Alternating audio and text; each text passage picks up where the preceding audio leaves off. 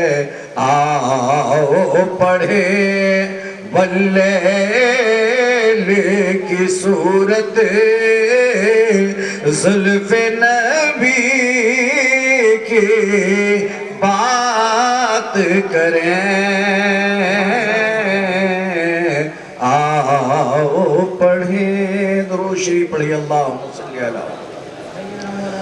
سیدنا مولانا محمد وعلی آلہ وصحبہ اجمعین۔ آج آپ زمانے کی رفتار کا ذرا جائزہ لیں۔ دنیا کی ہر قوم تعلیم حاصل کرنے اور تعلیم عام کرنے کی کوشش میں مصروف ہے۔ تعلیم کا ایک ایسا سلسلہ چل پڑا ہے کہ نرسری سے لے کر بڑے بڑے کالجز، عمدہ ترین یونیورسٹیاں قائم کی جا رہی ہیں، جن کا مقصد صرف اور صرف یہ ہے کہ دنیا میں کوئی بے پڑھا لکھا نہ رہنے پائے، دنیا کا ہر انسان علم اور آگہی سے مرصع ہو جائے، شعور اور آگہی سے آشنا ہو جائے۔ ساری دنیا آج تعلیم کے لیے انتہائی جذباتی ہو رہی ہے۔ آپ اگر اس پر غور کرنے کی کوشش کریں تو آپ کو نظر آئے گا کہ وہ قومیں جو کسی زمانے میں پسماندہ اور کچلی ہوئی قومیں کہلاتی تھیں، آج علم نے انہیں کتنے اونچے مناصب پر فائز کر دیا ہے۔ جو کبھی سڑکوں پر جوتیاں چڑھاتے ہوئے گھوم رہے تھے، آج دفاتر کی شان بنے بیٹھے ہیں۔ علم نے انہیں کتنا اونچا اٹھایا ہے۔ علم کی ضرورت و افادیت کو جب قوموں نے سمجھا تو حصول علم کے لیے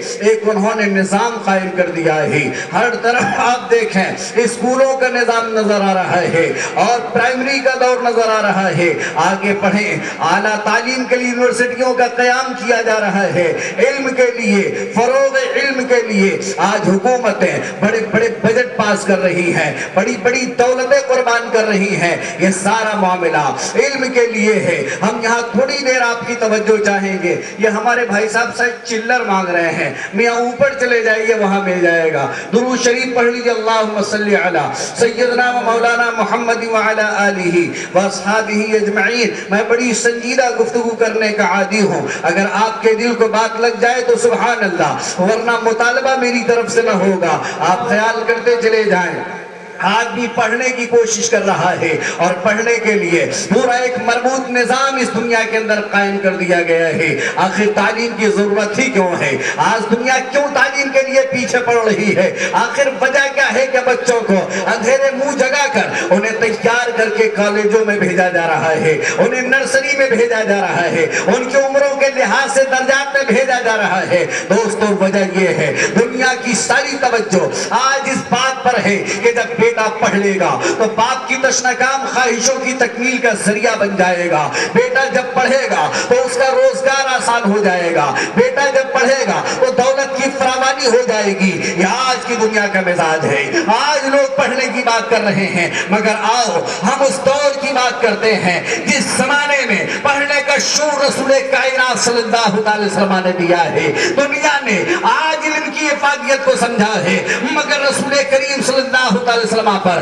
جب قرآن کی پہلی وحی نازل ہو رہی ہے تو اس وحی میں پڑھنے کا حکم دیا جا رہا ہے۔ رب فرما رہا ہے، اقرأ بسم ربک الذی خلق، اے محبوب پڑھیں اپنے رب کے نام سے جس نے تمہیں پیدا فرمایا ہے۔ اللہ تبارک و تعالی عز و جل نے قرآن کریم نازل فرمایا۔ قرآن کی پہلی آیت ہی دعوت دے رہی ہے، تم پڑھو، بے پڑھے لکھے نہ رہ جانا، تم پڑھو، بے تعلیم کے نہ رہ جانا۔ مگر یہاں بڑی عجیب و غریب بات ہے، اس زمانے میں کیا تعلیم کا رواج نہیں تھا؟ کیا پڑھے لکھے لوگوں کا زمانہ نہیں تھا؟ اگر ہم اس دور کا جائزہ لیتے ہیں تو تعلیم کے اعتبار سے اس زمانے میں بھی لوگوں نے بڑی ترقی کی ہے۔ زبان اور ادب کا جہاں تک معاملہ ہے، تو اہل عرب کے زبان کا عالم یہ تھا کہ وہ کہتے تھے انا افصح العرب کلہم عجم، صاحب زبان ہم ہے، ساری دنیا گونگی ہے۔ اور حقیقت بھی یہی ہے، اہل عرب کی زبان کا عالم یہ تھا کہ وہ بولنے کے لیے لفظوں کے انتخاب میں سوچا نہیں کرتے تھے۔ جب ان کا خطیب بولتا تھا تو ٹھہرے ہوئے پانی میں وہ شعلہ بنا دیا،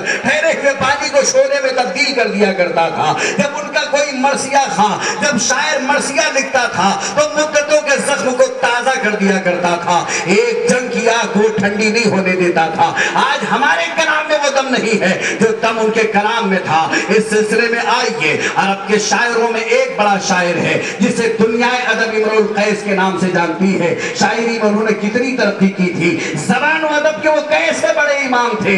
آج تو ہمارے یہاں بڑے ہی مختصر الفاظ ہوتے ہیں۔ ہماری زبانوں کی تنگ دامنی کا عالم یہ ہے کہ ہم صبح بولے تو پانی بولنا ہوتا ہے، شام بولے تو پانی بولنا ہوتا ہے، دوپہر بولے تو پانی بولنا ہوتا ہے۔ مگر عرب کے شعراء کا حال یہ تھا کہ ایک بار جس لفظ کو وہ زبان سے نکال دیتے تھے، سال بھر اس لفظ کا نام نہیں لیا کرتے تھے۔ کبھی کنایات سے کام چل رہا ہے، کہیں متبادل الفاظ استعمال کیے جا رہے ہیں، وہ زبان عرب ہے۔ اور ایسی عربی زبان آئیے امرؤ القیس ہے، اتنا عظیم الشان شاعر کہ اہل عرب اس کی سخنوری اور اس کی بلاغت کے آگے عقیدت کی جبی خم کرتے نظر آ رہے ہیں۔ امرؤ القیس بہت بڑا شاعر ہے، اور میرے دوستو یاد رکھو، بڑا ہونا بھی معمولی بات نہیں ہے۔ شہرتوں کے کمال پر پہنچنا یہ بہت بڑے جوخم کو دعوت دینا ہے۔ ایک شاعر کہتا ہے، رفتہ رفتہ جب تمہاری شہرتیں بڑھ جائیں گی، دوستوں کی انجمن میں غیبتیں بڑھ جائیں گی۔ آدمی جب شہرت اور کمال کی منزل پر پہنچتا ہے تو وہاں صرف پھولوں کے ہار نہیں آتے ہیں، کانٹے بھی قدموں پر بچھائے جاتے ہیں، طرح طرح کی غیبتیں بھی کی جاتی ہیں۔ امرؤ القیس کے جہاں مداح تھے وہیں نقاد اور دشمنوں کا بھی قافلہ کم نہ تھا۔ کچھ لوگ چاہتے تھے امرؤ القیس مر جائے تاکہ ہماری شاعری کا ہماری شاعری کا آفتاب طلوع ہو، تاکہ ہماری شہرتوں کا آفتاب نصف النہار پر آئے۔ لوگ کوشش کر رہے تھے۔ میں مختصراً آپ کو اپنا معافی ضمیر پیش کرنا چاہوں گا۔ امرؤ القیس ایک سفر میں جا رہا ہے، راستے میں اس کے دو رقیب مل گئے ہیں۔ امرؤ القیس کو دیکھا، دور تک لکودک صحرا ہے، حد نگاہ تک کہ کوئی یار و مددگار نہیں ہے۔ دونوں قریب آئے اور تلوار امرؤ القیس کی رگے جا پر رکھ دیا ہے۔ قریب ہے کہ امرؤ القیس کا ساز حیات خاموش ہو جائے، تارے نفس ٹوٹنے کے قریب ہے، چراغ زندگی گل ہونے والا ہے۔ امرؤ القیس مرنے کے قریب ہے اور قاتل کہہ رہے ہیں، امرؤ القیس ہم تمہیں ماریں گے، قتل کرنے کے بعد اسی ریت میں دفن کر دیں گے، کوئی تمہاری لاش بھی نہیں دیکھ پائے گا، ہمارے خلاف کوئی مقدمہ نہیں ہو پائے گا۔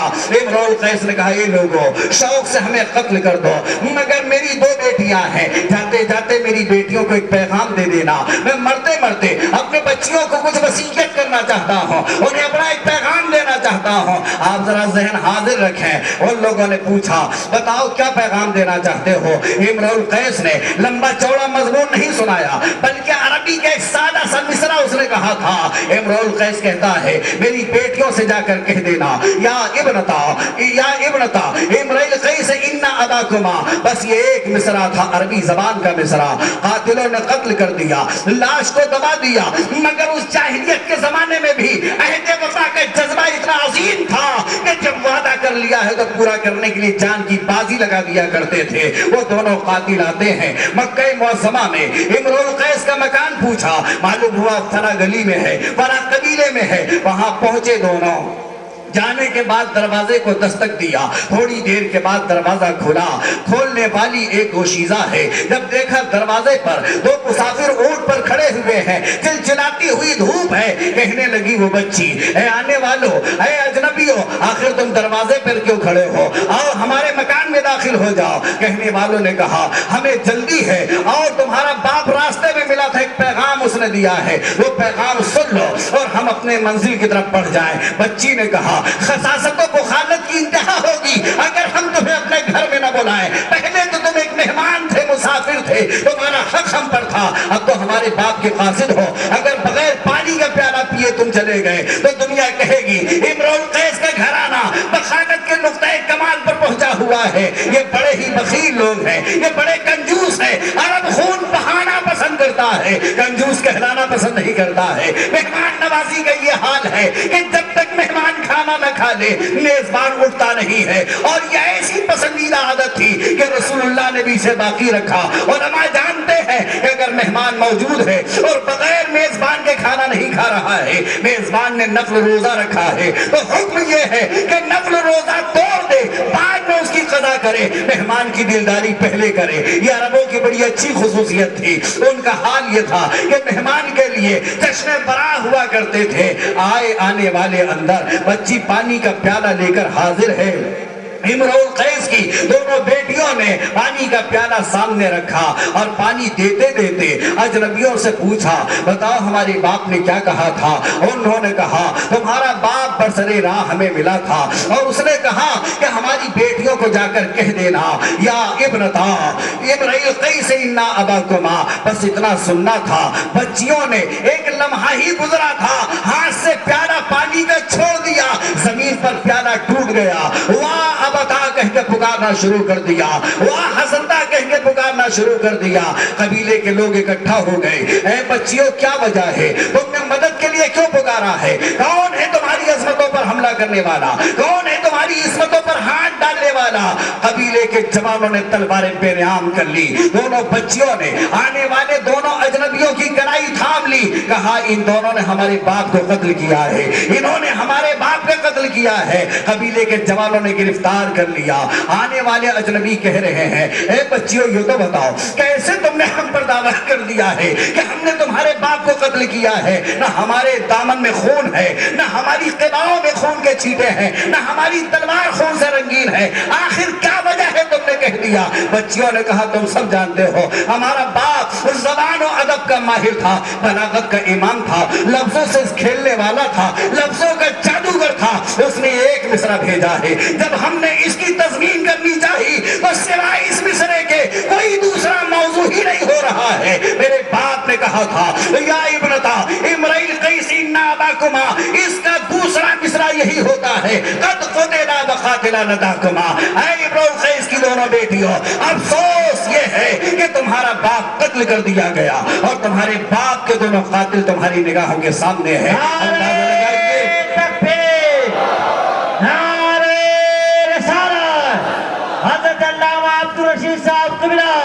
میں سمجھتا ہوں کہ یہ ہماری گفتگو آپ کے لیے سما خراشی سے زیادہ حیثیت نہیں رکھتی ہے، مگر دوستو یاد رکھیں ہم اپنے معیار سے نیچے نہیں آنا چاہتے ہیں، اپنی گفتگو کو ہم رسوا نہیں کرنا چاہتے ہیں۔ آپ خیال فرماتے چلے جائیے، اللہ رب العزت کے پیارے رسول جس زمانے میں آ رہے ہیں، ذرا اندازہ تو لگائیے، فصاحت و بلاغت کا یہ دورہ ہے، عظمت و رفعت کا یہ عالم ہے۔ وہ قوم اپنے زمانے میں علم الانصاب کی ماہر ہے۔ علم الانصاب جانتے ہیں، آج ہم اپنے خاندان کا شجرہ اگر بتانا چاہیں، دو چار نسل دو چار پشتوں کے بعد زبان گم ہوتی نظر آئے گی، مگر یہ اہل عرب ہے جو صرف اپنا ہی شجرہ نہیں جانتے ہیں، وہ اپنے اونٹوں کا نسب جانتے ہیں، وہ اپنے گھوڑوں کا نسب جانتے ہیں، وہ اپنے کھچروں کا نسب جانتے ہیں۔ علم الانصاب میں اپنے زمانے کے ماہر لوگ تھے، مگر رسول کائنات صلی اللہ علیہ وسلم سے پہلے کے اس دور کو تاریکی کا دور کہا جاتا ہے، جاہلیت کا زمانہ کہا جاتا ہے۔ اپنے زمانے کا ابو الحکم کہلانے والا رسول اللہ کی زبان مبارک پر ابو لہب نظر آ رہا ہے۔ ہم یہ پوچھنا چاہیں گے علم الانصاب کے ماہرین کو جاہل کیوں کہا جا رہا ہے؟ اپنے زمانے کے ادب کے اماموں کو جاہل کیوں کہا جا رہا ہے؟ تو قرآن آواز دے رہا ہے، وہ لوگ پڑھ رہے تھے وہ اپنی شہرت کے لیے پڑھ رہے تھے، انہوں نے پڑھا تھا نفرتیں پھیلانے کے لیے پڑھا تھا، انہوں نے پڑھا تھا موت بانٹنے کے لیے پڑھا تھا۔ تم پڑھو اپنے رب کے نام سے، اقرا بسم ربک الذی خلق، محبوب پڑھو اپنے رب کے نام سے جس نے تمہیں پیدا فرمایا ہے۔ جب رب کے نام سے پڑھیں گے تو موت کے سوداگر نہیں بنیں گے، زندگی کے پیامبر بن جائیں گے۔ جب اللہ کے نام سے پڑھیں گے تو بم وسفوٹ نہیں کریں گے، بلکہ گرتے ہوئے آسموں کو آستینوں میں جذب کرتے نظر آئیں گے۔ دنیا کی وہ قوم جو شہرت کے لیے پڑھتی ہے، وہ اپنے زمانے میں گیس ایکسپریس میں بم پھوڑتی نظر آتی ہے۔ جو قوم اپنے نفس کے لیے پڑھتی ہے وہ دنیا کو قتل گاہ کی طرف لے جا رہی ہے۔ جو قوم اپنی شہرت کے لیے پڑھتی ہے زندگی کے نام پر موت بیچا کرتی ہے، قہقہوں کی جگہ پر وہ آہو نالے بیچا کرتی ہے، مگر جو اللہ کے نام پر پڑھتا ہے، جو رب کائنات کے نام سے پڑھتا ہے، وہ اپنے زمانے کا ابو بکر صدیق ہوتا ہے۔ وہ جو رب کے نام سے پڑھتا ہے وہ فاروق اعظم ہوتا ہے، جو رب کے نام سے پڑھتا ہے وہ شیخ عبد القادر جیلانی ہوتا ہے، جو رب کے نام سے پڑھتا ہے وہ غریب نواز ہوتا ہے، جو رب کے نام سے پڑھتا ہے محبوب الہی ہوتا ہے۔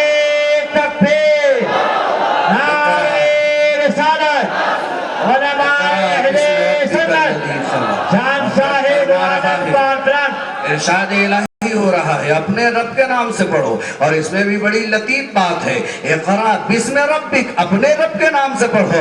رب تو ہمارا بھی ہے, رب تمہارا بھی ہے, رب زمین کا بھی ہے, رب آسمان کا بھی ہے. اللہ تعالیٰ نے اپنی ربوبیت کے عرفان کے لیے اپنے محبوب کو وسیلہ عظمیٰ بنایا ہے. حالانکہ رب یہ بھی چاہتا تو فرما دیتا پڑھو اس رب کے نام سے جس نے آسمان کو پیدا کیا ہے, پڑھو اس رب کے نام سے جس نے زمین کو پیدا کیا ہے, پڑھو رب کے نام سے جس نے کہکشاں کو جمال دیا ہے, پڑھو رب کے نام سے جس نے کلیوں کو تبسم دیا ہے, پڑھو رب کے نام سے جس نے پھولوں کو مہکنے کا شعور دیا ہے. رب کائنات عز جلالہ اپنی معرفت کے لیے کائنات کی دیگر اشیاء کا انتخاب نہیں فرماتا بلکہ اپنے محبوب صلی اللہ علیہ وسلم کو اپنی معرفت کا ذریعہ عظمیٰ بنا رہا ہے. اور دیکھیں یہی مزاج قرآنی ہے. اللہ تعالیٰ کا پتہ بتانے کے لیے دیوبند اور سہارنپور کے شاعروں نے بھی سما خراشی کی تھی اور کہا تھا وہی تو رب ہے اپنا بھائی جس نے میری گائے بنائی.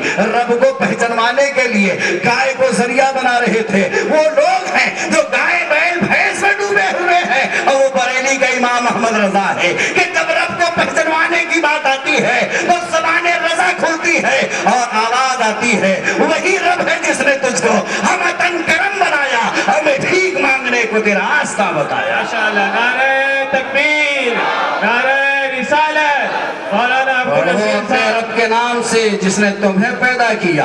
اللہ تعالیٰ عز و جل اپنے محبوب صلی اللہ علیہ وسلم کو پیدا فرمایا اور ایسا بے مثال پیدا فرمایا کہ رب کائنات مصطفیٰ پر مباحات فرما رہا ہے. نہ نبی کے جمال کا جواب ہے نہ نبی کے کمال کا جواب ہے. یہ شہنشاہ دو عالم کانفرنس ہے نا, اور شہنشاہ جو ہوتا ہے وہ ہر مقام پر اپنی افضلیت اور اپنی برتری منواتا ہے. رسول اللہ صلی اللہ علیہ وسلم نے دنیا کو علم دیا ہے. آج دنیا کی قومیں بات کر رہی ہیں علم ہمارے پاس ہے. ارے سارا علم تو رسول کائنات نے دیا ہے. مصطفیٰ صلی اللہ علیہ وسلم حرا کی بلندی پر ہے, مکے کا ذرہ ذرہ منتظر ہے. ظلم و ستم کی چکیوں میں پسنے والی انسانیت آہوزاری کر رہی ہے. جب نبی آتے ہیں تو کائنات مسکراتے ہوئے کہہ رہی ہے اتر کر حرا سے بسوئے قوم آیا اور ایک نسخہ کیمیا ساتھ لایا. رسول اللہ آ رہے ہیں, قرآن کا پیغام لے کر آ رہے ہیں, اقرا کا پیغام لے کر آ رہے ہیں.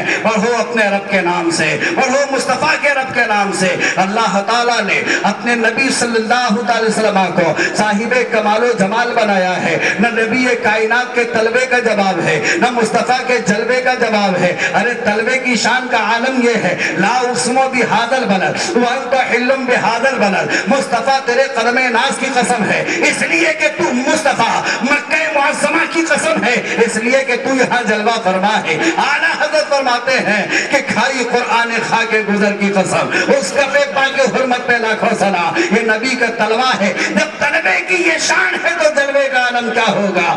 آئیے آئیے سرور کائنات صلی اللہ تعالیٰ علیہ وسلم مسجد نبوی شریف میں جلوہ فرما ہے. وہ مسجد نبوی جہاں 70,000 صبح اور 70,000 شام ملائکہ حاضر ہو رہے ہیں. مسجد میں نماز پڑھنے کے لیے نہیں حاضر ہو رہے ہیں, طواف کعبہ کے لیے نہیں آ رہے ہیں, آ رہے ہیں تو زیارت بارگاہ مصطفیٰ کے لیے آ رہے ہیں, درود و سلام کے لیے آ رہے ہیں. اور جو ایک بار آ گیا دوبارہ آنے کی اجازت نہیں ہے. آج دنیا سلام سے روک رہی ہے, سلام نہ پڑھا جائے, کھڑے ہو کر درود نہ پڑھا جائے, یہ شرک ہے اور یہ حرام ہے معاذ اللہ. ارے تم کتنا روکو گے, وہاں تو وہ درود پڑھ رہے ہیں جو قدسی ہے, قدسی معصوم ہے. اے میری قوم ذرا اندازہ تو لگاؤ, اللہ تعالیٰ اپنے محبوب صلی اللہ علیہ وسلم کے دربار کی عظمت کو کیسا ظاہر فرمایا کہ 70,000 صبح آ رہے ہیں, 70,000 شام آ رہے ہیں. رسول کائنات مسجد نبوی میں جلوہ فرما ہے. صحابہ کرام موجود ہیں. جناب جابر بن سمرہ رضی اللہ تعالیٰ عنہ کہتے ہیں اسی عالم میں میں اپنے آقا کی بارگاہ میں حاضر ہوا. سرور کائنات صلی اللہ علیہ وسلم نے سرخ دھاری دار جبہ سے بے تن کر رکھا ہے. سرکار نے دھاری دار جبہ پہن رکھا ہے اور رسول اللہ صلی اللہ علیہ وسلم نے اپنے سر مبارک میں تیل ڈالا ہے اور اپنے بالوں کو کنگھیوں سے سوارا ہے. کیسا سوارا ہے, 20 سے مانگ نکلی ہوئی ہے. ذرا نگہ اعلیٰ حضرت سے تو دیکھو, دنیا نے سرور کائنات صلی اللہ علیہ وسلم کو نہ دیکھا، عشق کرنے والے بلال نے نبی کو دیکھا ہے، اور ہندوستان میں اعلیٰ حضرت امام بریلوی دیکھ رہے، اور کیسا دیکھ رہے؟ سہارنپوریوں کو نظر نہیں آیا، حالیان دیوبند کو نظر نہیں آیا، انہیں تو بس یہی نظر آیا کہ حضور ہماری طرح، مگر میرے اعلیٰ حضرت دیکھ رہے ہیں، اور سرکار صلی اللہ علیہ وسلم سب کو نظر آتے بھی نہیں۔ آنکھ والے تری جوبن کا تماشا دیکھیں، دید ہے گور کو کیا ہے نظر کیا دیکھے، سرور کائنات صلی اللہ علیہ وسلم نے زلفیں سواری ہیں، سر میں تیل ڈالا ہے، روایتوں میں آتا ہے سرکار صلی اللہ علیہ وسلم اپنے بال مبارک میں تیل ڈالتے اور صحابہ سے فرماتے رب تعالیٰ نے تمہیں بال دیے ہیں، اللہ نے تمہیں بال عطا فرمایا ہے، اس کا اکرام کرو۔ اور جب حضور تیل ڈالتے سر میں تو بوند تیل کی ٹپکتی، اعلیٰ حضرت نے وہ دیکھا اور پکار اٹھے کہ تیل کی بوندیں ٹپکتی نہیں بالوں سے رضا، صبح عارض پہ لٹاتے ہیں ستارے گیسو، یعنی سرکار کے زلف سے تیل کی بوند نہیں ٹپک رہی ہے، مصطفیٰ کے چہرے مبارک پر گویا ستارے قربان ہو رہے ہیں۔ اور آقا کریم صلی اللہ علیہ وسلم نے جو مانگ نکال رکھی ہے، اعلیٰ حضرت کہتے ہیں لیلۃ القدر میں مطلع الفجر حق، مانگ کی استقامت پہ لاکھوں سلام۔ اے مصطفیٰ اپنی زلفیں اگر آپ سمان لیتے ہیں تو زلف لیلۃ القدر ہے اور مانگ کی سفیدی مطلع فجر ہے۔ مصطفیٰ صلی اللہ علیہ وسلم کیسے حسین و جمیل ہے۔ جناب جابر بن سمرہ کہتے ہیں ہم نے سرکار صلی اللہ علیہ وسلم کو دیکھا اور دیکھتے دیکھتے اچانک میری نگاہ آسمان پر اٹھی، میں نے بدر کامل کو بھی جگمگاتا ہوا دیکھا، آسمان پر چاند جگمگا رہا ہے۔ میں سوچنے لگا کہ آسمان کا چاند خوبصورت ہے، یہ سرور کائنات کا چہرہ خوبصورت ہے۔ میں دیکھ رہا تھا کہ حقیقت نے بڑھ کر کہا اے جابر سن لو، آسمان کا چاند اور ہے، آمنہ کا لال اور ہے، ارے ایک چاند ہے، ایسے لاکھوں چاند طلبہ مصطفیٰ میں گم ہو جائے۔ ماشاءاللہ، سبحان اللہ، سبحان اللہ۔ اور اعلیٰ حضرت کہتے ہیں کہ تیرے قدموں میں جو ہیں غیر کا منہ کیا دیکھیں، کون نظروں میں جچے دیکھ کے تلوا تیرا۔ سرکار صلی اللہ علیہ وسلم کے حسن کا جواب نہیں ہے، آقا کریم صلی اللہ تعالیٰ علیہ وسلم کے جمال جہاں آرا کا جواب ہی نہیں ہے۔ اعلیٰ حضرت کہتے ہیں وہ کمال حسن حضور ہے کہ گمان نفس جہاں نہیں، یہی پھول خار سے دور ہے اور یہی شمع ہے کہ دھواں نہیں۔ سرکار قرآن لے کر آ رہے ہیں، رب فرما رہا ہے اقرا بسم ربک الذی خلق، مصطفیٰ پڑھیں اپنے رب کے نام سے پڑھیں جس نے پیدا کیا ہے۔ رسول اللہ صلی اللہ علیہ وسلم نے یہی پیغام صحابہ کو دیا، اور اس قرآن کی تعلیم کے لیے آج آپ کا یہ مدرسہ ہے، مدرسہ فیض الرسول، یہ آج مدرسے قائم ہو رہے ہیں جا بجا۔ لوگ کہتے اتنے مدرسوں کی ضرورت کیا ہے، ہم پوچھتے ہیں آپ نے کبھی یہ بھی کہا اتنی نرسری کی ضرورت کیا ہے؟ آج تعلیم تجارت بن گئی، پرائیویٹ کالجز بن گئے، پرائیویٹ اسکول بن گئے۔ ایک بچے کو اگر MBBS کرانا ہو تو 50 لاکھ روپیہ خرچ کرتے ہوئے آپ کی پیشانی پر پل نہیں آتا۔ اور ایک مدرسہ جہاں غربائے امت پڑھ رہی ہے، جہاں پر امت کے وہ غریب افراد جو دین کی حفاظت کی ذمہ داری قبول کر رہے ہیں، ان مدارس پر آج نکتہ چینی ہے۔ اتنے مدرسے کیوں ہو رہے ہیں، جگہ جگہ مدارس کیوں کھولے جا رہے ہیں؟ سن لو، یہ مدرسے ہیں تو وقار اسلام ہے، یہ مدرسے ہیں تو محراب سلامت ہے، یہ مدرسے ہیں تو مصلی سلامت ہے، یہ مدرسے ہیں تو منبر سجا ہوا ہے۔ واہ واہ واہ، سبحان اللہ، بے شک بے شک۔ سب سے پہلا مدرسہ مکہ معظمہ میں رسول اللہ نے قائم فرمایا، یہ تاریخ اسلام کا پہلا مدرسہ ہے۔ دار ارقم میں رسول کائنات صلی اللہ تعالیٰ علیہ وسلم معلم کائنات ہیں، اور اس مدرسے میں پڑھنے والے سیدنا امیر حمزہ ہیں، اس مدرسے میں پڑھنے والے علی مرتضیٰ ہیں، اس مدرسے میں پڑھنے والے جعفر طیار ہیں، اس مدرسے میں پڑھنے والے فاروق اعظم ہیں، حضرت صدیق اکبر ہیں۔ آپ ذرا اندازہ تو لگائیں کیسا عظیم الشان مدرسہ ہے، جہاں پر پڑھانے والا دونوں جہان کا بادشاہ ہے، شہنشاہ دو عالم ہے پڑھانے والا، اور پڑھنے والے ابو قحافہ کے بیٹے ابو بکر ہیں، خطاب کے بیٹے عمر ہیں، عفان کے بیٹے عثمان ہیں، کہیں طلحہ ہے کہیں زبیر ہیں۔ اور اس مدرسے میں دنیا کی کی منطق نہیں پڑھائی جا رہی ہے، دنیا کی سائنس نہیں پڑھائی جا رہی ہے، دنیا کے طب نہیں پڑھائے جا رہے ہیں، ایک قرآن پڑھایا جا رہا ہے اور مصطفیٰ پڑھا رہے ہیں۔ اور یہی قرآن پڑھ کر کے جب اس مدرسے سے فارغ ہونے والا نکلتا ہے تو جانتے ہو ابو قحافہ کے بیٹے ابو بکر تھے، مگر جب مدرسے سے پڑھ کر نکل رہے ہیں، شب اسرا کے دولہا کی تصدیق کر رہے ہیں، تو صدیقیت کا تاج سر پر رکھا جا رہا ہے، تاج صداقت رکھا جا رہا ہے، عمر کے سر پر دستار عدالت کی باندھی جا رہی ہے، عثمان غنی کو سخاوت کا تاج زرعی دیا جا رہا ہے، حیدر کرار کو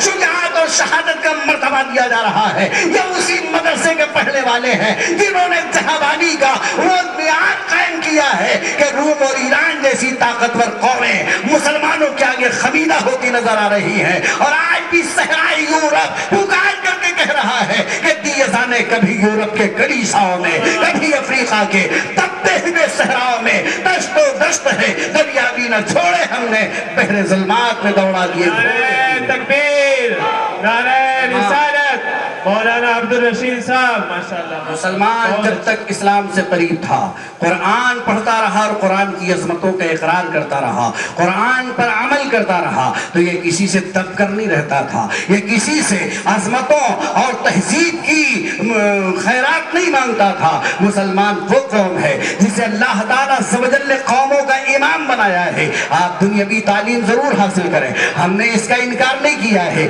یقیناً آپ کو ڈاکٹر بننا چاہیے، دنیا ترقی کی راہ پر جا رہی ہے، یقیناً آپ کو انجینئر بننا چاہیے، اس سے روکا نہیں جا رہا ہے، مگر کچھ بھی بنے سب سے پہلے آپ کو مسلمان بننا پڑے گا، سب سے پہلے اسلامی اقدار کو اپنانا پڑے گا۔ یہ قرآن پڑھنے والے بچے آج ذہنوں میں یہ بھی ڈالا جا رہا ہے یہ قرآن پڑھ کر کیا کمائیں گے، یہ قرآن پڑھ کر کیا کھائیں گے۔ ہم آپ سے پوچھنا چاہتے ہیں عصری علوم حاصل کرنے والے آج کیا وہ بیکاری کی زندگی نہیں گزار رہے ہیں؟ آج تھوڑی سی ملازمت کے لیے کیا وہ دفاتر کے چکر نہیں لگا رہے ہیں؟ میاں یہ علم دین کی برکت ہے، ایک حافظ قرآن، ایک عالم دین نوکر نہیں ہوا کرتا ہے، غلام نہیں ہوا کرتا ہے، قوم کا امام ہوا کرتا ہے۔ واہ واہ واہ ماشاءاللہ، بہت بڑھیا نکتہ۔ یہ قرآن پڑھنے والے لوگ ہیں، قرآن پڑھایا رسول اللہ نے، اور دوسرا مدرسہ رسول کائنات صلی اللہ علیہ وسلم کا مدینہ منورہ شریف میں وہ مبارک مدرسہ جسے صفہ کہا جاتا ہے، مٹی کا ایک چبوترا ہے، اس چبوترے پر پڑھنے والے ابو ذر غفاری ہیں، تصوف کے امام ہیں، حضرت سیدنا ابو ہریرہ ہیں، محدثین کے امام ہیں، حضرت سیدنا سلمان فارسی رضی اللہ تعالیٰ عنہ ہیں، اکابر صحابہ اسی صفہ چبوترے پر رسول کائنات صلی اللہ علیہ وسلم سے اکتساب علم کر رہے ہیں۔ ایک قرآن پڑھنے والی قوم نے سالاری کا ایسا حق ادا کیا کہ رستم و سہراب حیرت زدہ ہے کہ آخر خالد کو اور ابن ابو عبیدہ ابن جراح کو سالاری کا یہ ہنر کس نے دیا ہے؟ وہ مدینے میں کون سا کالج ہے، وہ کون سا یونیورسٹی ہے جہاں فن حرب و ضرب سکھایا جاتا ہے؟ سنو مدینے میں کوئی اور یونیورسٹی نہیں تھی، وہ سرور کائنات صلی اللہ علیہ وسلم کا بارگاہ کرم تھا، وہ مصطفیٰ پیارے کی مقدس بارگاہ تھی کہ جہاں ایک نظر پڑ جاتی تھی تو کھجور کی ٹہنی کو بھی تلوار کی کاٹ مل جاتی تھی۔ بے شک ماشاءاللہ آقا کریم صلی اللہ علیہ وسلم نے قرآن پڑھایا، اور یہی قرآن علم طب کا ذخیرہ ہے۔ اگر آپ قرآن کو سائنسی علوم کے اعتبار سے دیکھیں تو قرآن میں سائنس بھی ہے، قرآن میں طب بھی ہے، قرآن میں علم ارضیات بھی ہے، قرآن کے اندر اللہ تعالیٰ نے سارے علوم کو جمع فرما دیا۔ وَلَا رَطْبٍ وَلَا يَابِسٍ إِلَّا فِي كِتَابٍ مُبِينٍ، یہ قرآن ایسی کتاب ہے کہ کوئی خشک و تر نہیں ہے مگر اس کا بیان اللہ نے اس میں کر دیا ہے، ہر چیز کا بیان اسی قرآن میں ہے۔ اب یہ بات الگ ہے کہ سمندر کی پنہائیوں میں غوطہ خوری کر کے موتی نکال لینا یہ ہر ایک کے بس کا کام نہیں ہے۔ قرآن ایک بحر ذخائر ہے اور اس میں مقصود کا موتی نکالنے والا امام اعظم ہوا کرتا ہے، امام مالک ہوا کرتا ہے، امام احمد بن حنبل ہوتا ہے، امام شافعی ہوتے ہیں۔ بہت اچھا ماشاءاللہ، الحمدللہ تو اگر آپ دیکھنا چاہیں کہ محض قرآن کی تعلیم حاصل کرنے والا مجمع علوم ہو سکتا ہے تو ہم بہت قریب میں آپ کو لے چلے ہیں۔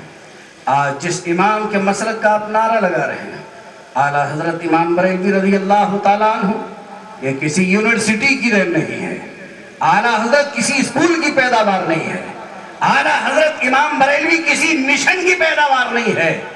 इमाम अहमद रजा यूनिवर्सिटी से नहीं पढ़े, मगर यूनिवर्सिटी में आला हजरत को पढ़ा जा रहा है। इमाम अहमद रजा ने स्कूल में कदम नहीं रखा, मगर स्कूल का निसाब इमाम अहमद रजा का मोहताज हो गया। एक आला हजरत जिन्होंने सिर्फ कुरान पढ़ा, मगर ये कुरान पढ़ने वाला इमाम उलूम की गहराइयों में जब होता जन होता है तो दुनिया कहने पे मजबूर हो जाती है मुल्के सुखन की शाही। तुमको रजा मुसल्लम जिस समझ आ गए हो सिक्के बैठा दिए हैं। आला हजरत इमाम बरेलवी महज एक आलिम दीन का नाम नहीं है, महज एक दीनियात के माहिर का नाम नहीं है। आला हजरत ने जब साइंस पर लिखा तो अपने जमाने के साइंसदान आला हजरत के सामने तिफले मकतब नजर आ रहे हैं। इमाम अहमद रजा फाजिल बरेलवी ने फिक़ही अहकाम बयान करते हुए अर्दियात के उसूल बयान फरमाए। आप हैवानात के उलूम में इमामत के दर्जे पर फाइज नजर आ रहे हैं। तहकीक करने वालों ने एक जमाने में तहकीक किया था कि आला हजरत इमाम बरेलवी 58 उलूम के माहिर हैं, और जदीद तहकीक में यह बात आई है कि 100 उलूम से ज्यादा आला हजरत को इल्म आते हैं, और हर इल्म के इमाम है आला हजरत। वाह बेशक माशाअल्लाह। वो कुरान ही पढ़ने वाले तो हैं। सरकार आला हजरत की बारगाह में अलीगढ़ मुस्लिम यूनिवर्सिटी के उस जमाने के बड़े साइंसदान हाजिर हुए। एक मसला था रियाजी का, वो मसला हल नहीं हो रहा था। जर्मनी जा रहे तो उस मसले का हल तलाश करने के लिए, मगर हजरत अल्लामा सैयद सुलेमान बिहारी अलैहि रहमत व रिजवान ने कहा कि जर्मनी दूर है, बरेली चले जाओ, तुम्हें तुम्हारे मसले का हल मिल जाएगा। वो अपने ज़माने के साइंस के खूंगर थे, रियाजी के अपने ज़माने के बेमिसाल मुहक्किक थे। उन्होंने कहा बरेली में कौन है इस इल्म का माहिर, बरेली में कौन है जो इस मसले का जवाब देगा। हजरत अल्लामा सैयद सुलेमान भागलपुरी अलैहि रहमान ने फरमाया था कि वो आला हजरत की ज़ात है।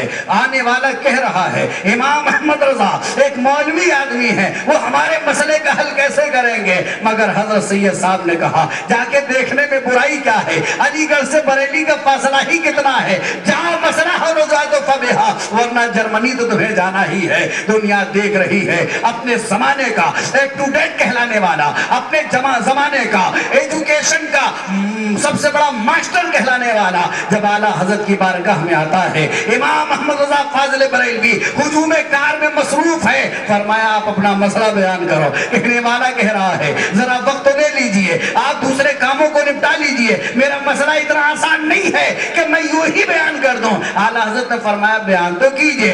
इधर मसला जबान से निकला, उधर आला हजरत की जबान से ऐसा तशफ़ी बख्श जवाब निकलता है कि पूछने वाला महवे हैरत है, और कहता हुआ जा रहा है कि हमें लगता है आला हजरत इसी मसले की तहकीक कर रहे हैं, और खुदा की कसम ये इल्म जो है कसबी नहीं है, इल्म लदुन्नी है। वाह माशाअल्लाह बेशक माशाअल्लाह। आला हजरत कुरान पढ़ने वाले, एक कुरान पढ़ने वाला उलूम और फनून का इमाम बनता नजर आ रहा है। ज़बान और अदब की दुनिया पर आए तो ज़ौक़ कहने पर मजबूर हो जाए कि मुल्क सुखन की शाही तुमको रजा मुसल्लम जिस समत आ गए हो सिक्के बैठा दिए हैं। आज उसी कुरान की तालीम आम करने की जरूरत है। ये हुफ़ाज़ किराम जिन्होंने इल्म पढ़ा है, मेरे प्यारे, अगर दुनिया के वसाइल इनके लिए कम भी हो गए, जैसा कि बादी नजर में हम देख रहे हैं, अगर दुनिया के मामलात इनके जो है ये तुम्हारे बराबर भी ना हो सके,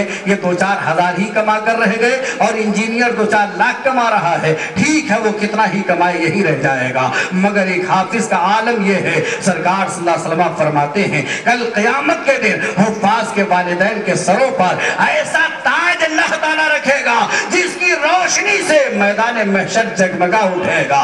लोग पूछेंगे मौला क्या ये नबियों की जमात है, ए मौला क्या ये सिद्दीक़ीन की जमात है, रब्बे कायनात के औलिया की जमात है? निदाएगी नहीं, ये उन लोगों की जमात है जिनके बेटों ने कुरान करीम हिफ्ज किया था। तो जब हाफिज कुरान के माँ बाप का ये हाल होगा तो खुद हाफिज कुरान का आलम क्या होगा। और फिर हाफिज कुरान की अजमत अपनी जगह, वो साहिब कुरान जिस पर 23 साल तक कुरान नाजिल होता रहा, उसकी अजमतों को कौन जाने, उसकी रिफतों को कौन जाने। आला हजरत कहते हैं फर्श वाले तेरी शौकत का उलू क्या जाने, खुसरवा अर्श पे उड़ता है परेरा तेरा। बस चलते चलते एक आखिरी बात आपको और सुना दूं, दुरूद शरीफ पढ़ लीजिए। अल्लाहुम्मा सल्ली अला सय्यदना व मौलाना मुहम्मद मादनिल जूद वल करम सलातो व सलामन अलैका या रसूल अल्लाह। हमें मरना है कि नहीं मरना, बोलो अकीदा क्या है हमारा। कोई भी हो, रुस्तम और सोहराब भी मरे हैं, कारून भी दौलत के साथ जमीन पे धंसा दिया गया, हुकूमतों सितवतों बादशाही पर नाश करने वाला नमरूद मच्छर के जरिए हलाक कर दिया गया, फिरौन हरकाब दरिया हो गया। मौत तो सबको आनी है और सरकार फरमाते हैं मरने के बाद आमाल मुनक़ता कर दिए जाएंगे। जो तुमने यहाँ से किया है ना वही लेकर कब्र में जाओगे। अब कब्र में जाने के बाद में न तुम्हारा बैंक बैलेंस काम आने वाला है, न तुम्हारे अहबाब काम आने वाले हैं, न तुम्हारी जायदाद काम आने वाली है, न तुम्हारी जमीनें काम आने वाली है। उस कब्र की तीरा तारीख मंजिल में बोलो कोई तो तुम्हारा मोनिस होना चाहिए, कोई तो ऐसा अमल हो कि जिसके जरिए वहां तुम्हें राहत और आराम मिल जाए। आज यहाँ बिजली गुल हो जाए, कमरे में अंधेरा हो जाए तो हम बेचैन हो जाते हैं। आज अगर मौसम जरा गर्म हो जाए, पंखा न हो तो हम बेकरार हो जाते हैं। जरा उस कब्र का अंदाजा लगाओ जिसके बारे में सरकार ने इरशाद फरमाया कि कब्र जन्नत के बागों में से एक बाग भी है और जहन्नम के गढ़ों में से एक गढ़ा भी है। मालूम नहीं वो घर कैसा है, मालूम नहीं वो कब्र हमारी कैसी है।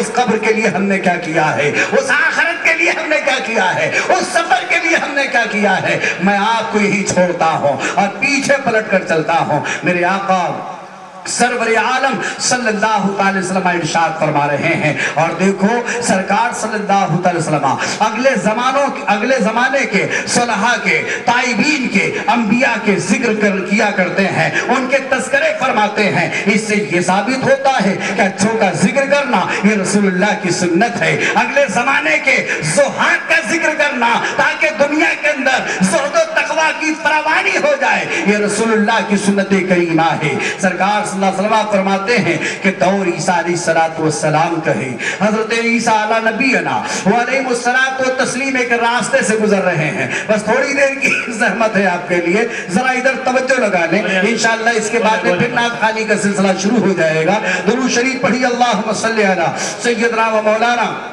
मुहम्मद मादनिल जूद वल करम सलातो व सलाम अलैका या रसूल अल्लाह। सरकार फरमाते दौर ईसा अलैहिस्सलातु व सलाम कहे, सैयदना ईसा अलैहिस्सलाम एक रास्ते से गुजर रहे हैं, देखा कि एक कब्र है, उस कब्र के अंदर एक मुर्दा है, उस मुर्दे पर अजाब हो रहा है। अब मैं आपसे सवाल करना चाहूंगा, ये वाकया रसूलुल्लाह बयान फरमा रहे हैं। आज सरवरे कौनैन सल्लल्लाहु अलैहि वसल्लम की निगहनाज पर सवाल किया जाता है कि पैगंबर कैसे हमें देखेंगे। नबी वो तो दीवार के पीछे की खबर नहीं है, वो मुस्तफा अपने जमाने के नबी ईसा अलैहिस्सलाम का तस्करा कर रहे हैं कि हजरत ईसा अलैहिस्सलाम जा रहे हैं, कब्र में एक मुर्दा है उसे देख रहे हैं। कब्र में मिट्टी है, मिट्टी के नीचे लकड़ियां होंगी, पत्थर होंगे और उसके नीचे वो मुर्दा है, मगर निगाह नबूवत से पोशीदा न रहा। तो जब मुख्तदी असरा की निगाह का ये हाल है तो इमाम असरा का हाल क्या होगा, शबे मेराज के दूल्हा की निगाह का आलम क्या होगा। माशाअल्लाह माशाअल्लाह। और कोई गैब क्या तुमसे नेहा हो भला, जब ना खुदा ही छुपा तुम पे करोड़ों दरूद। नबी की निगाह नाज पर सवाल करने वाले हजरत ईसा अलैहिस्सलाम की निगाह की अजमत तो कुरान भी बयान कर रहा है कि खुद ईसा अलैहिस्सलाम फरमाते हैं कि मैं तुम्हें खबर देता हूँ, जो तुम खा के आते हो, जो बचा के आते हो। इल्म गैब नबी का सबूत तो कुरान से है, मगर क्या कीजिएगा कि जिसकी है कि आंख फूट चुकी है उसे साफ सूरज नजर नहीं आता है, सूरज जगमगा रहा है, बुलबुल देख रही है, कुमरी देख रही है, दीगर अनादिल देख रहे हैं, इंसान देख रहे हैं, हैवान देख रहे हैं। चमगादड़ को नजर ना आए तो सूरज का कसूर ही क्या है। सूरज की किरणों को देखने के लिए चमगादड़ की आंखों में ताब ही नहीं है। आंख वाले तेरी जो बनगा तमाशा देखे, दीदे गोर को क्या है नजर। नारे तकबीर, नारे रिसालत, मौलाना अब्दुल रशीद साहब। वहाबी जालिम कहता है कि पैगंबर सल्लल्लाहु अलैहि वसल्लम को इल्म गैब नहीं है। अबे जालिम कुरान तो पढ़ना, जरा निगाह अकीदत से पढ़ना और वो निगाह ला जो इमाम अहमद रजा की निगाह है। ले जा अपनी आंख को और बरेली के सुरमे से मुज़य्यिन कर ले, तुझे قرآن میں علم غیب نبی نظر آ جائے گا، مصطفیٰ پیارے کی عظمت نظر آ جائے گی۔ سرکار صلی اللہ تعالی علیہ وسلم فرما رہے کہ عیسیٰ علیہ السلام گزر رہے ہیں، قبر کے اندر میت ہے، چلیے ایک میت اٹھا کر کے آپ کے سامنے رکھتے ہیں، آپ دیکھیں سمجھ میں آئے گا کہ عذاب ہو رہا ہے۔ یہ ثواب یہ عالم غیب کی چیز ہے، عذاب بھی نظر نہیں آئے گا، ثواب بھی نظر نہیں آئے گا، مگر وہ غیر مرئی چیزیں جو عام انسان نہ دیکھ سکے، جسے حسیات عوام محسوس نہ کرے، نبی ان ساری چیزوں کو دیکھا کرتا ہے، نبی وہ سب اپنی آنکھوں سے مشاہدہ کرتا ہے، اس لیے کہ وہ شاہد بن کر آیا ہے، وہ نذیر بن کر آیا ہے۔ اللہ کے نبی صلی اللہ علیہ وسلم فرماتے عیسیٰ علیہ السلام نے دیکھا قبر میں عذاب ہو رہا ہے، چلے گئے، کچھ عرصہ بعد پھر لوٹے، دیکھا قبر وہی ہے، مردہ بھی وہی ہے، مگر اب عذاب نہیں ہو رہا ہے، جنت کے آرام اور چین میں وہ مردہ ہے، ہر طرف باغ و بہاری کا عالم۔ جناب عیسیٰ علیہ السلام بارگاہ ایزدی میں عرض کرتے ہیں، مولا یہ تو مر گیا، مرنے کے بعد اس نے کون سا عمل کر لیا؟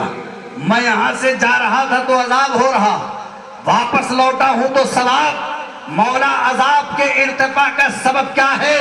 عذاب کے اٹھا لینے کا سبب کیا ہے؟ ندا آتی ہے، اے میرے مسیح، اے میرے عیسیٰ، یقیناً یہ بندہ بڑا پاپی تھا، یہ بندہ بڑا گنہگار تھا، عذاب جہنم کا سزاوار تھا، زندگی میں کوئی نیک عمل نہ کیا، اسے دوزخی میں جانا تھا، عذاب اس پر ہو رہا تھا، مگر اے میرے پیغمبر سنو سنو، جب یہ مرنے لگا تو اس وقت اس کی بیوی حاملہ تھی، مرتے مرتے اس نے وصیت کیا کہ اے میری شریک حیات، میں نے تو عمر گزار لی ہے گناہوں میں، مگر میرے بعد اگر تیری کوکھ سے بیٹا پیدا ہو جائے تو اسے دین کا علم سیکھنے کے لیے بھیج دینا، اسے کسی عالم کے پاس بھیج دینا، اسے کسی زاہد کے پاس بھیج دینا۔ اے میرے نبی، آج اس کا وہی بیٹا جو اس کی موت کے بعد پیدا ہوا تھا 4 سال 4 ماہ کا ہو گیا، اور پہلی مرتبہ وہ مدرسے میں پہنچا ہے، اور پہنچنے کے بعد بسم اللہ الرحمن الرحیم پڑھا ہے۔ سبحان اللہ، پہلی مرتبہ اس نے بسم اللہ الرحمن الرحیم پڑھا، ارادہ تلاوت سے نہیں بلکہ ارادہ تعلیم سے پڑھ رہا ہے، عیسیٰ علیہ السلام کی غرض سے نہیں سیکھنے کی غرض سے پڑھ رہا ہے۔ ذرا ذہن چاہوں گا، بچہ پڑھ رہا ہے، رب فرماتا ہے میرے نبی میری رحمت کو گوارا نہ ہوا، شان کریمی کو غیرت آئی کہ جس کا بیٹا زمین پر مجھے رحمان و رحیم کہے، اس کے باپ کو میں زمین قبر میں عذاب دوں، میری رحمت نے اس کے سارے گناہوں کو مٹا دیا اور اپنی رحمت سے غفران کی نعمتیں عطا فرمائی۔ ماشاءاللہ ماشاءاللہ ماشاءاللہ۔ بنی اسرائیل کا ایک بچہ صرف بسم اللہ الرحمن الرحیم پڑھ دے تو قبر میں باپ کا عذاب دور ہو جائے۔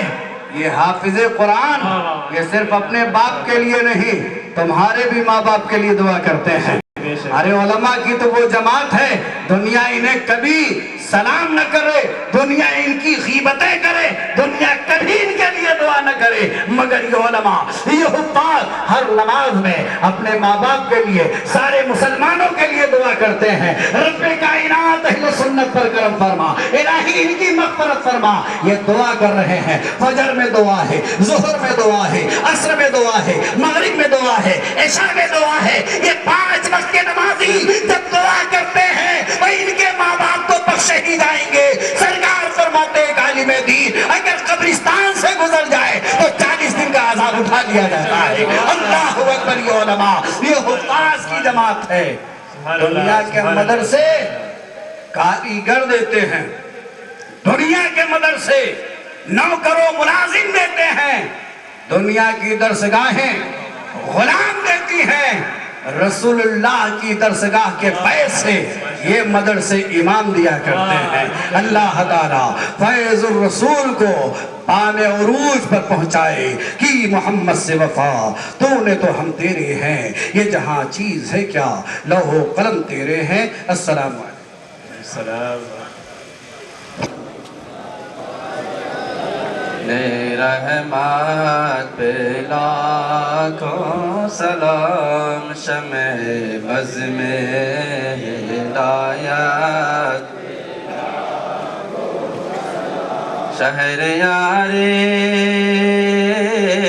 ارم تاجدار حرم شہر یار ارم تاجدار حرم نوبہار